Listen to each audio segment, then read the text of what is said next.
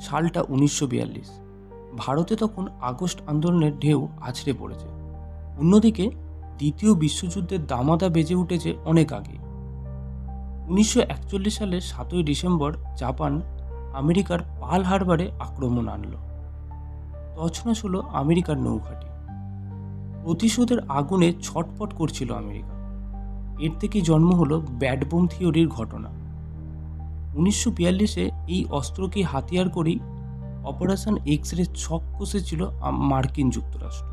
কিন্তু এই ছক তৈরির পটভূমি জানতে হলে আমাদের ফিরে যেতে হবে 1941-এর পার্ল হারবার ঘটনার ঠিক পরেই, যখন দক্ষিণ পশ্চিম আমেরিকার কার্লসবাড ক্যাভানেতে ছুটি কাটাতে গিয়েছিলেন পেনসিলভেনিয়ার দন্তচিকিৎসক লিটল এস অ্যাডামস। বেড়াতে গিয়ে তিনি লক্ষ্য করলেন চারিদিকে ঘুরে বেড়াচ্ছে বাদুড়।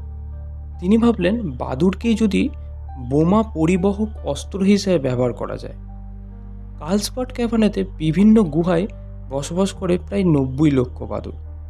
অতঃপর ডক্টর লিটল অ্যাডামস এর তৈরি করা যুদ্ধাস্ত্র বাদুড় বোমার প্রস্তাব জমা পড়ল ন্যাশনাল রিসার্চ ডিফেন্স কমিটির দপ্তরে। সেখানে মান্যতা পেলে প্রস্তাবটি যায় রাষ্ট্রপতির দপ্তরে। পরবর্তীকালে ডোনাল্ড গ্রিফিনের পরামর্শে এই পরিকল্পনাটি রাষ্ট্রপতি রুজভেল্ট কর্তৃক অনুমোদিত হয়। চূড়ান্ত অনুমোদনের পর শুরু হয় প্রজেক্ট এক্স-রের বাস্তবায়নের প্রক্রিয়া। আর এই প্রজেক্টের নেতৃত্ব দিয়েছিলেন মনস্তাত্ত্বিক যুদ্ধবিদ এড সালিঙ্গার।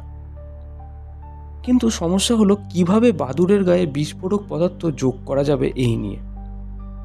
ডক্টর অ্যাডামস দেখলেন বাদুড়ের বুকের চামড়া পাতলা ও বর্ধনশীল হওয়ায় চামড়ার সঙ্গে দাঁতের ক্লিপ দিয়ে আটকে দেন বোমা, আর বাদুড় তার ওজনের দ্বিগুণ ওজন বহনের ক্ষমতা রাখে। তৈরি হয়ে গেল এক ভয়ঙ্কর যুদ্ধাস্ত্র বাদুড় বোমা। কিন্তু আরেকটি সমস্যা দেখা দিল, যদি নির্দিষ্ট লক্ষ্যের মাঝপথে বিস্ফোরণ ঘটে তখন কি হবে। এরও সমাধান করা হলো। বলা হলো আইস বাক্সের মধ্যে তাপমাত্রা -10 ডিগ্রি সেলসিয়াসের নিচে পাঠিয়ে কৃত্রিমভাবে শীত ঘুমে পাঠানো হবে ফ্লাইং ফক্স প্রজাতির দৈত্যাকার বাদুড়দের। পরিকল্পনা করা হয় কাঠের বাক্সে বন্দি করে এয়ারড্রপ পদ্ধতিতে নিক্ষেপ করা হবে তাদের। মাটির কাছাকাছি গিয়েই খুলে যাবে সেই বাক্স। বায়ুর ঘর্ষণে উত্তপ্ত হয়ে ওঠায় শীত ঘুম ভেঙে জীবন্ত হয়ে উঠবে বাদুড়। উদ্দেশ্য ছিল জাপানের শহরগুলিকে জ্বালিয়ে দেওয়া। শুরু হলো বাস্তবায়নের দীর্ঘমেয়াদী পরীক্ষা নিরীক্ষা। পরীক্ষাস্বরূপ 1943-এর 15ই মে মার্কিন সেনাবাহিনীর যুদ্ধ ট্যাঙ্ক আগুন লেগে যায়। ন্যাশনাল রিসার্চ ডিফেন্স কমিটির জানালো সাধারণ বোমার থেকে অনেক শক্তিশালী ছিল এই ব্যাড বোম। কিন্তু এত কিছুর পরেও এই প্রজেক্ট বাতিল হয়ে যায়, কারণ এটি ছিল দীর্ঘমেয়াদী পরিকল্পনা।